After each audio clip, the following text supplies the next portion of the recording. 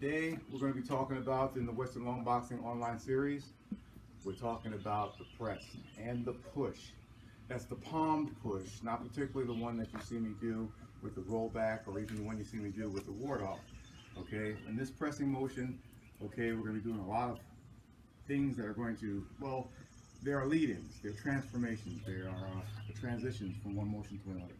I believe in an active foot, but also I believe in the health aspects of actually making sure you silk reel with separation of the waist and the hips.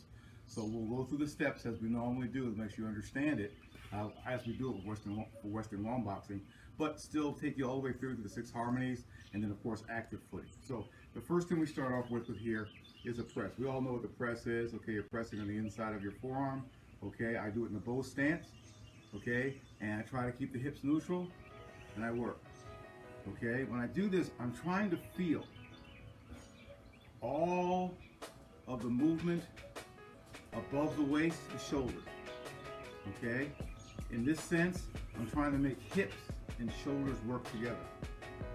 Elbows are sunken, so is chest, and I'm feeling the motion all the way through. Remember what Seafood Clear talks about with making the organs squishy, making them not atrophied, but livid and active.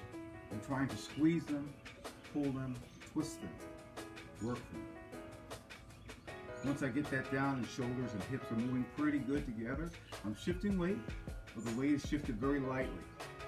I'm not double weighted, okay, and my feet are digging in, but I'm not there. I'm not completely shifting all 100% of weight like I want to do. Next, I want to coordinate elbows and knees. Elbows and knees. Okay, for me, how I do it, I shift the weight by lifting and dropping the heel alternating with substantial and insubstantial movement. Once I do that and everything is working pretty good, then I go into what I call putting out cigarettes. Okay, but the ankles and the wrists work together in a more sweeping motion. I still want to feel that squishiness and that working of the core, okay, in the stretching motion, and maintain some semblance of pugilism. Elbows in, chin down, as much as it can be without touching your chest. Looking good. After I get to that point, I get into an active foot.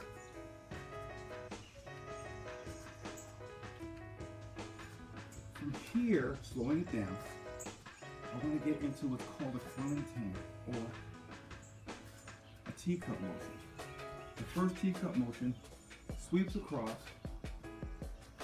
comes back across into the front, comes down under the armpit, moving into a Wing Chun motion of Pak Sao, Hong Sao, Con Sao, Bong Sao, and then the associated strikes, chain striking, and Jutsu, finger striking. Once this motion happens, I go into a double teacup motion, which are hands up above the head and under, switching out,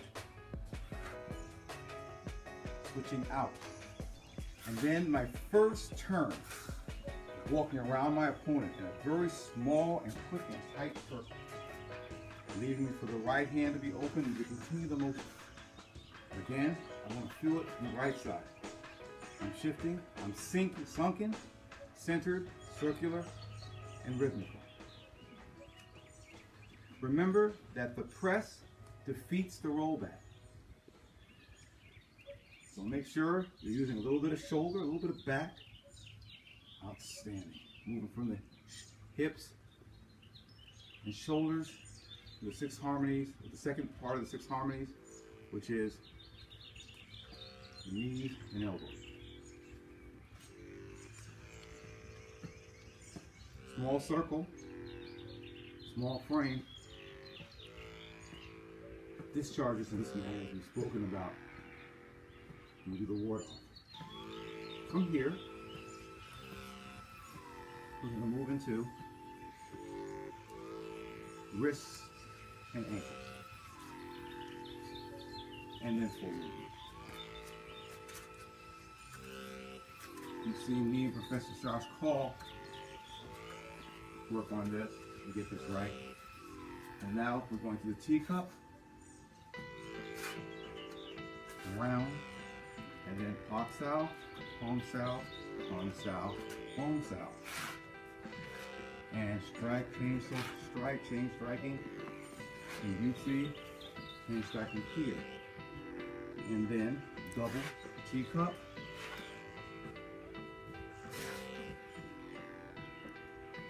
Walking this way, which is the first way, or double teacup, and walk in the opposite direction. Either one's fine. If you make a mistake, it's not an issue. And the left foot is back on the point. At this point, we go into the push. Twin south. Brushing chest. And push. Twin south lower. Brushing hip. And push. Twin south. Stepping motion. And right foot in discharge. Stepping motions again. And left foot discharge. Now, when you do this motion of the push, the stepping's pretty simple, but it's alternating. 1, 2, 3, 4, 5, and push. 1, 2, 3, 4, 5, and push. 1, 2, 3, 4, 5, and push. 1, 2, 3, 4, 5, and push. You can do it even more separation. You can step backwards even more. And push. And push. Lots of variations on the movement and on the stepping, but you will feel it as a rhythm. An oscillating rhythm which allows you to move your center away from your opponent. And push. And push. Lots of variations on this. You can actually come across and push. You can come across this way. Excuse me. You can come across this way. And push. Again. And push. And push. It's totally up to you. How do you do this? Okay. Now let's go from here to the wall. Enough.